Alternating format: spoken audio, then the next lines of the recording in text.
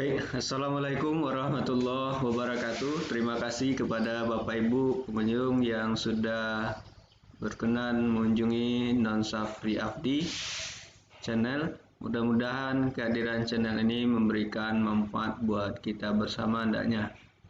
Baik Bapak Ibu mahasiswa hebat, guru hebat yang saya banggakan, kali ini kita masuk ke bagian kedua, masih di modul perkembangan peserta didik modul pertama. Pada sesi sebelumnya, materi sebelumnya kita sudah bahas terkait dengan bagian pertama pada modul 1, yakni masalah pertumbuhan dan perkembangan.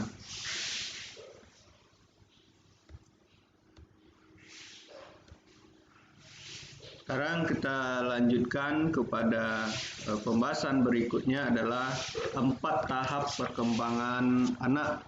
Ya. Jadi Bapak dan Ibu untuk dimaklumi sesuai dengan apa yang disampaikan oleh para ahli, diantaranya dikemukakan oleh Jean Piaget bahwa anak memiliki 4 tahapan, dimulai dari tahap sensori motor, kemudian tahap pra-operasional, kemudian tahap operasional konkret, dan tahap operasional formal. Kita tinjau satu persatu Bapak dan Ibu. Tahap sensori motor ini adalah tahap di mana usia anak antara 0 sampai 2 tahun. Kemudian pada tahap ini kegiatan intelektual pada anak ini hampir seluruhnya mencakup gejala yang diterima secara langsung melalui indera. Artinya, pada saat anak mencapai kematangan dan mulai memperoleh keterampilan bahasa, mereka mengaplikasikannya dengan menerapkan pada objek-objek yang nyata. Dengan demikian, anak mulai memahami hubungan antara benda dengan nama yang diberikan kepada benda tersebut. Kemudian tahap yang kedua adalah tahap pra-operasional, di mana pada tahap ini ukuran usianya sampaikan oleh Jean Piaget itu adalah 2 sampai 7 tahun. Pada tahap ini perkembangannya sangat pesat, di mana lambang-lambang bahasa yang dipergunakan untuk menunjukkan benda-benda nyata bertambah dengan pesatnya. Anak biasanya mengambil kesimpulan dari sebagian kecil yang diketahuinya dari suatu keseluruhan yang besar. Yang ketiga adalah tahap operasional konkret. Jadi usianya kisaran 7 sampai 11 tahun. Pada tahap ini anak sudah mulai berpikiran logis. Mereka dapat berpikir secara sistematis untuk mencapai pemecahan masalah. Tentu saja permasalahan yang dihadapinya adalah permasalahan yang konkret. Dan yang terakhir menurut Jean Piaget adalah tahap operasional formal. Pada tahap ini ditandai dengan pola berpikir orang dewasa. Mereka dapat mengaplikasikan cara berpikir terhadap permasalahan dari semua kategori. Nah, inilah 4 tahap perkembangan anak menurut Jean Piaget. Sekarang kita lihat teori perkembangan afektif menurut Erikson dalam Sumantri 2019. Diawali dengan usia 0 sampai 1 tahun, yakni trust vs mistrust, artinya kepercayaan dasar. Di perkembangan di sini disebutkan bahwa bayi yang kebutuhannya terpenuhi waktu ia bangun, keresahannya segera terhapus.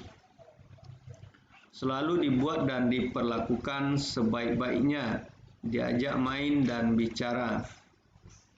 Kemudian yang kedua adalah tahap otonomi usia 1 sampai 3 tahun. Di sini, pada masa ini anak bukan hanya berjalan tetapi juga memanjat, menutup, membuka, menjatuhkan, menarik, mendorong, memegang, dan lain sebagainya. Anak sangat bangga dengan kemampuannya. Sehingga dengan demikian orang sebaiknya menyadari bahwa anak butuh melakukan sendiri. Inilah pada tahap yang kedua. Jadi ada semacam otonomi dari anak untuk melakukan sendiri aktivitasnya. Tentu saja pada tahap ini ketika orang dewasa yang mengasuh dan membimbing anak tidak sabar dan selalu membantu mengerjakan segala sesuatu sesungguhnya dapat dikerjakan sendiri oleh anak, maka anak nanti akan tumbuh menjadi ragu-ragu. Nah, oleh karena itu berikan peluang kepada anak untuk melakukan aktivitasnya, tentu saja harus dikontrol juga oleh orang tua. Yang ketiga adalah tahap inisiatif, yakni pada usia 3 sampai 5 tahun. Di mana pada tahap ini anak sudah menguasai badan dan geraknya. Seperti ia sudah dapat mengendarai sepeda roda 3, dapat lari, memotong. Inisiatif anak akan lebih terdorong dan terpupuk bila orang tua memberi respon yang baik terhadap keinginan anak. Jadi selaku orang tua jangan pernah patahkan ketika ada anak ingin tahu lalu diintimidasi, dipatahkan sehingga kemampuan inisiatif anak lama-lama akan berkurang. Kemudian pada tahap yang keempat adalah fase produktivitas, di mana pada tahap ini anak sudah mulai berpikir deduktif. Apa yang dimaksudkan deduktif? Berpikir sudah mulai dari umum ke khusus. Anak sudah bermain dan belajar menurut peraturan yang ada. Karena itu, selaku orang tua tentu juga memiliki aturan di rumah agar anak mampu melaksanakan aktivitasnya sesuai dengan apa yang diharapkan oleh orang tua.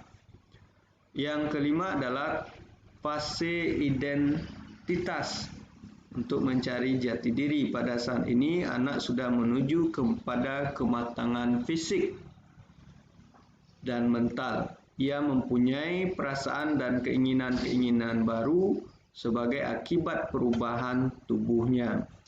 Dalam hal ini, seorang remaja harus dapat mengintegrasikan apa yang telah dialami dan dipelajarinya tentang dirinya sebagai siswa, sebagai anggota, dan sebagai peserta didik, sebagai teman, dan lain sebagainya untuk menunjukkan kontinuitas dengan masa lalu dan siap menghadapi masa yang akan datang. Dalam hal ini peran orang tua tentu saja sangat berpengaruh terhadap krisis perkembangan peserta didik atau anak, di mana pengaruhnya baik langsung maupun tidak langsung. Jika anak mencapai masa remaja dengan rasa terima kasih kepada orang tua, dengan penuh kepercayaan, mempunyai otonomi, memiliki sifat industri, maka tentu saja ego identitinya kepada ego akan melibatkan nantinya memberikan kesempatan kepada ego identitinya akan berkembang. Dan yang keenam adalah keakraban. Hal ini pada fase yang keenam ini usia 19 sampai 25 tahun. Menurut Erikson, hubungan antara suami istri adalah juga kemampuan untuk berbagi rasa dan memperhatikan orang lain. Pada tahap ini keberhasilan tidak bergantung secara langsung kepada orang tua. Jika keakraban ini tidak terdapat di antara sesama teman atau suami istri, Menurut Erikson, maka akan terdapat yang disebut dengan isolation, yakni kesendirian tanpa adanya orang lain untuk berbagi rasa dan saling memperhatikan. Fase berikutnya adalah fase generasi berikut, yakni usia 25 sampai 45 tahun. Generasi berikut maksudnya adalah orang mulai memikirkan tentang orang lain di luar keluarganya sendiri. Artinya dia tidak hanya berpikiran untuk dirinya pribadi, tetapi juga sudah memikirkan kepada orang lain. Generasi berikut ini atau yang disebut dengan generatif tersebut itu bukan hanya terdapat pada orang tua saja, tetapi juga terdapat pada individu-individu yang secara aktif memikirkan kesejahteraan kaum lain. Karena itu kita lihat betapa ada individu yang concern, yang peduli, tidak hanya memikirkan lingkungan dia sendiri, tapi juga memikirkan orang lain. Nah, yang terakhir adalah tahap integritas. Pada tahap ini usianya di atas 45 tahun. Di tahap integritas ini, usaha-usaha pokok pada individu sudah mulai mendekati kelengkapan dan merupakan masa-masa untuk menikmati pergaulan. Itulah 8 teori perkembangan afektif menurut Erikson dalam buku Sumantri. Berikutnya, prinsip-prinsip dasar pertumbuhan. Ya, ada beberapa prinsip-prinsip dasar pertumbuhan yang juga mesti harus dipahami oleh kita selaku pendidik dalam rangka untuk memberikan dan memahami perilaku atau karakteristik dari peserta didik. Yang pertama adalah pertumbuhan adalah kompleks dan semua aspek-aspeknya berhubungan sangat erat. Apa yang dimaksudkan di sini? Perubahan semua dimensi pertumbuhan memiliki hubungan yang dinamis. Artinya, untuk dapat mengkonseptualisasikan perkembangan manusia secara seksama, tentu saja kita harus menyadari lingkup yang luas dari berbagai proses dan transformasi yang dapat terjadi secara simultan pada seorang individu. Sebagai contoh, dikemukakan bahwa anak yang gagal untuk tumbuh karena kurangnya curahan kasih sayang dari ibunya. Hal ini menjelaskan bahwa faktor emosional merupakan bagian yang tidak bisa dipisahkan dari proses pertumbuhan. Yang kedua adalah pertumbuhan mencakup hal yang kuantitatif dan kualitatif. Pertumbuhan terus terjadi melalui perkembangan dan terintegrasi sel dan jaringan yang berbeda dengan kapasitas fungsional khusus untuk aktivitas internal dan tidak nampak. Perubahan-perubahan ini terjadi secara berangsur dan ada yang melalui penggantian sehingga memungkinkan tubuh kita untuk tetap bertahan.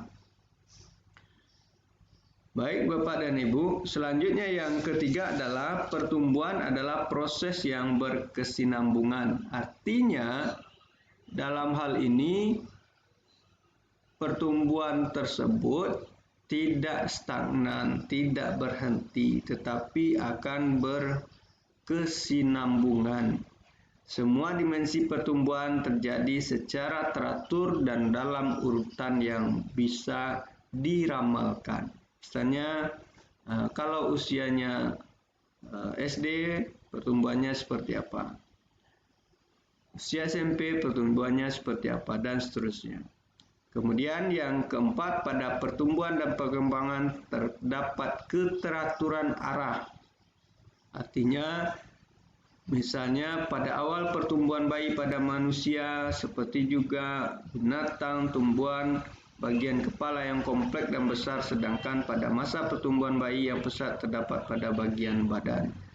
Dalam hal ini tentu ada pertumbuhannya dan perkembangannya yang teratur. Yang kelima adalah tempo pertumbuhan tidak sama. Jadi dalam hal ini tempo pertumbuhan seseorang itu tidak mesti sama, karena sebagaimana yang kita ketahui kemarin bahwa pertumbuhan dan kematangan seseorang itu dipengaruhi juga oleh faktor genetikanya dan faktor lingkungannya. Faktor genetika itu adalah faktor keturunan, faktor lingkungan bisa berasal dari makanan, bisa berasal dari olahraga, dan bisa berasal dari kesehatannya. Yang keenam, aspek yang berada dari pertumbuhan berkembang pada waktu dan kecepatan yang berbeda. Jadi dalam hal ini, hasil penelitian menunjukkan bahwa berbagai bagian tubuh tumbuh dan pada waktu dan kecepatan yang berbeda, serta mencapai titik maksimal pertumbuhan yang berbeda dari satu siklus ke siklus berikutnya. Yang ketujuh adalah kecepatan dan pola pertumbuhan dimodifikasi oleh faktor-faktor intrinsik dan ekstrinsik. Jadi ada faktor dari dalam, ada faktor dari luar yang mempengaruhi kecepatan dan pola pertumbuhan seseorang. Faktor nutrisi misalnya, asupan gizi misalnya, adalah faktor yang turut mempengaruhi pertumbuhan seseorang. Kemudian adalah faktor lain yang turut mempengaruhi adalah faktor ekstrinsik, ya, di mana faktor ekstrinsik tersebut adalah faktor yang berasal dari luar. Kemudian berikutnya adalah pada pertumbuhan dan perkembangan terdapat masa-masa kritis, ya.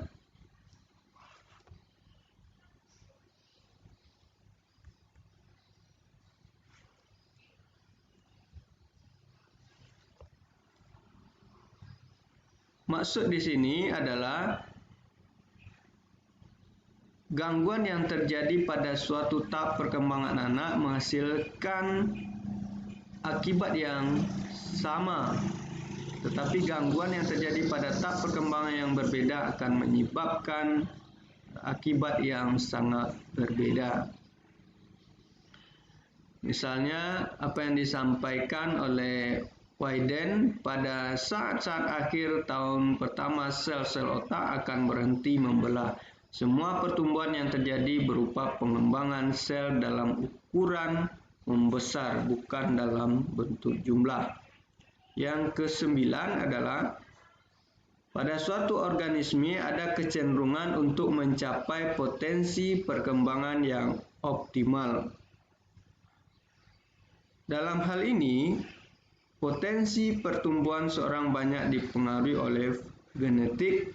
Pertumbuhan anak yang nyata secara individual ditentukan oleh potensi genetik maupun kondisi lingkungan. Lagi-lagi, hal ini juga sesuai dengan yang sudah disampaikan, ada dua faktor yang turut mempengaruhinya adalah faktor genetik dan faktor lingkungan. Yang ke-10 adalah setiap individu tumbuh dengan caranya sendiri. Nah, kita ketahui bahwa individu itu mempunyai pribadi karakteristik yang unik. Jadi antara yang satu dengan yang lainnya itu tidak sama, walaupun kembar sekalipun. Pasti ada perbedaan-perbedaan tertentu. Karena itu dalam perkembangannya juga memiliki perbedaan yang tidak persis sama satu dengan yang lainnya. Misalnya ketika seorang ibu yang memiliki 2 orang anak pasti akan melihat bagaimana perbedaan perkembangan pertumbuhan dari seorang anak yang satu dengan yang lainnya. Demikian prinsip dasar pertumbuhan yang dikemukakan oleh Sutherland tadi dan Donnelly. Berikutnya adalah prinsip dasar perkembangan. Nah, kita pahami kalau pertumbuhan ada 10 prinsipnya, kalau perkembangan ada beberapa prinsip, yakni ada 7 prinsip. Kita lihat yang pertama adalah hukum konvergensi, di mana menurut hukum konvergensi perkembangan seseorang itu dipengaruhi oleh faktor biologis atau kematangan dan faktor lingkungan. Kematangan menurut Carol Gatswisky ini adalah merupakan prasyarat munculnya kesiapan untuk belajar. Sementara lingkungan menentukan arah dari perkembangan tersebut. Yang kedua adalah hukum tempo perkembangan. Hukum tempo perkembangan adalah perkembangan pada suatu tahap merupakan landasan bagi perkembangan tahap selanjutnya. Dalam hal ini, anak harus diberi waktu sesuai dengan yang mereka butuhkan sebelum berlanjut kepada tahap berikutnya. Artinya, suatu perkembangan tidak akan mungkin terjadi berkesinambungan dengan baik bila anak didorong untuk melampaui atau secara tergesa-gesa menjalani tahap-tahap awal. Dan yang ketiga adalah hukum masa PK. Proses belajar akan optimal jika peserta didik sudah siap. Artinya, setiap pembelajaran tidak akan menjadikan proses belajar dengan mudah sebelum mencapai kesiapan. Nah, ini sejalan juga dengan prinsip pembelajaran bahwa sebelum pembelajaran berlangsung, sebelum masuk pada kegiatan inti, perlu adanya kegiatan awal dalam rangka untuk mempersiapkan peserta didik agar mereka fokus untuk pembelajaran. Banyak cara yang dapat dikemukakan dalam hal ini, bagaimana mempersiapkan peserta didik untuk belajar dengan baik. Ya, misalnya dengan memberikan motivasi, dengan memberikan attention, dengan menyampaikan tujuan pembelajaran, dan banyak lagi hal-hal yang bisa dilakukan oleh Bapak dan Ibu guru untuk menyiapkan. Karena memang dalam hal ini sesuai dengan hukum perkembangan bahwa anak akan siap, ya, anak akan optimal mengikuti suatu kegiatan, suatu aktivitas ketika mereka memang sudah siap. Berikutnya adalah hukum rekapitulasi, ya. Perkembangan anak kecenderungannya merefleksikan terdahulu, ya. Jadi apa yang dilakukan hari ini merupakan kecenderungannya adalah terkait dengan apa yang sudah dilakukan sebelumnya. Jadi pengalaman sebelumnya juga akan berpengaruh terhadap perkembangan anak berikutnya. Yang kelima, berhubungan. Perkembangan merupakan kesatuan yang saling berhubungan, baik dari aspek fisik, kognitif, emosional, dan sosial. Jadi dalam hal ini, program untuk memupuk perkembangan akan mendukung domain-domain yang lain dengan derajat kepentingan yang sama. Semua pengalaman belajar tentu saja sebagai peluang-peluang yang terpadu untuk pertumbuhan dan bukan merupakan keterampilan yang terpisah-pisah. Yang keenam adalah sesuai waktu, perkembangan individu sesuai waktunya masing-masing. Jadi dalam hal ini, setiap anak mempunyai kebutuhan dan karakteristik yang unik yang pada tahap tertentu yang memungkinkan terjadinya perbedaan dan pilihan-pilihan. Dan yang terakhir adalah berurutan. Dalam perkembangan terdapat urutan yang dapat diramalkan atau dapat diprediksi. Ya. Pemahaman-pemahaman terkait dengan perilaku yang seharusnya terjadi berikutnya itu bisa kita duga, bisa kita prediksi sebelumnya. Dengan demikian, Bapak dan Ibu sudah memahami prinsip dasar perkembangan dan pertumbuhan. Berikutnya, pengaruh berbagai faktor dalam perkembangan manusia. Yang pertama adalah pengaruh teori kematangan, kemudian yang kedua adalah teori perkembangan. Nah, kita lihat ada beberapa teori terkait dengan hal ini. Ada yang aliran behaviorisme yang dikemukakan oleh Jean Piaget. Ada teori konstruktivisme yang dikemukakan dipelopori oleh seorang psikolog Rusia, Lev Vygotsky. Kemudian ada aliran kognitivisme yang dipelopori oleh B.F. Skinner dan Albert Bandura dengan teori belajar sosial.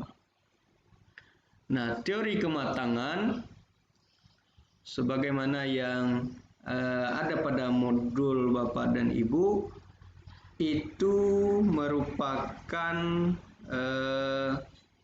teori yang turut berpengaruh terkait dalam perkembangan manusia. Deskripsi Gesell itu menyampaikan tentang tahap kematangan anak dan kesiapan untuk belajar pada usia kronologis menginformasikan kepada pengembang kurikulum tentang bagaimana mendesain kurikulum bagi kelas-kelas yang berbeda. Jadi dalam hal ini teori perkembangan akan membantu seorang perancang kurikulum untuk menyesuaikan kurikulumnya sesuai dengan tahap perkembangan atau kematangan seseorang.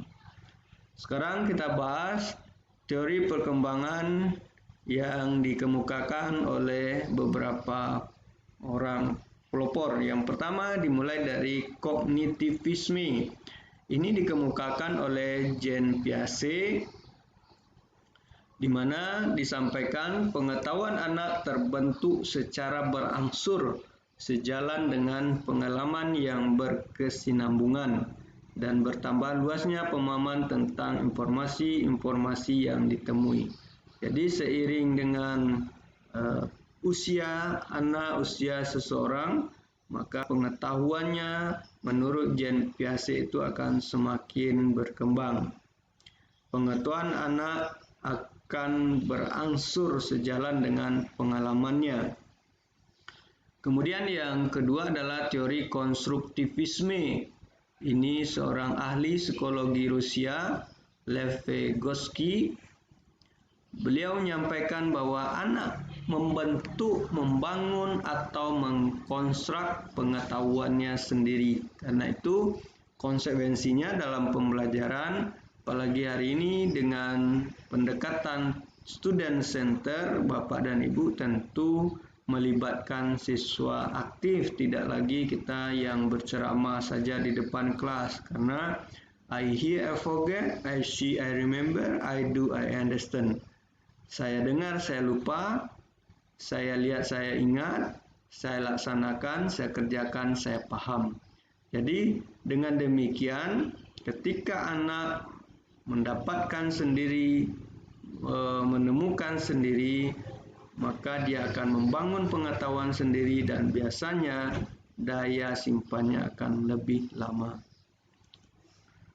Kemudian behaviorisme, ini dikenal dengan teori stimulus respon.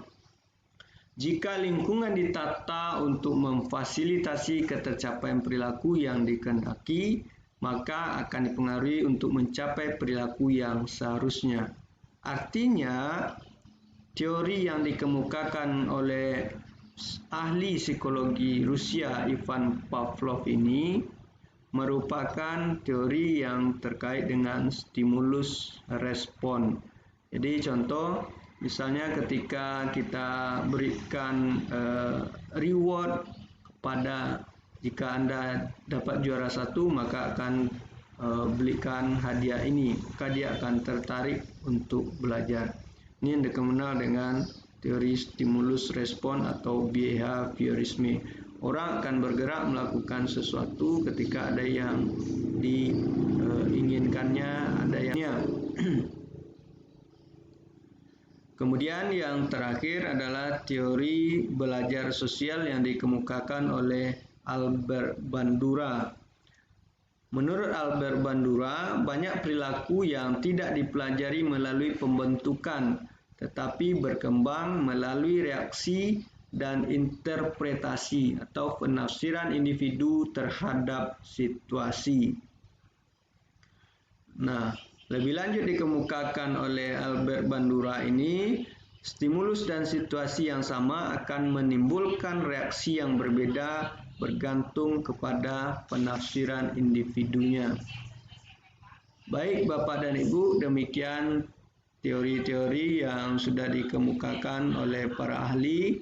Terima kasih atas segala perhatian Bapak dan Ibu, mahasiswa hebat, guru hebat. Mudah-mudahan Bapak dan Ibu sukses selalu dalam studinya dan bisa selesai sesuai dengan jadwal yang sudah Bapak harapkan. Terima kasih sekali lagi, dan di akhirnya kita akan kutip sebuah ungkapan yang sangat luar biasa dari seorang Chief Executive Officer dan Founder Apple, Steve Jobs, yang menyatakan bahwa satu-satunya cara untuk melakukan pekerjaan yang hebat adalah dengan mencintai apa yang kamu lakukan. Terima kasih sekali lagi dan sampai jumpa pada materi berikutnya. Jika Bapak dan Ibu suka dengan materi ini, silakan like. Jika ada komentar, silakan berikan komentar yang konstruktif untuk perbaikan konten-konten berikutnya. Sekali lagi, terima kasih, banyak maaf.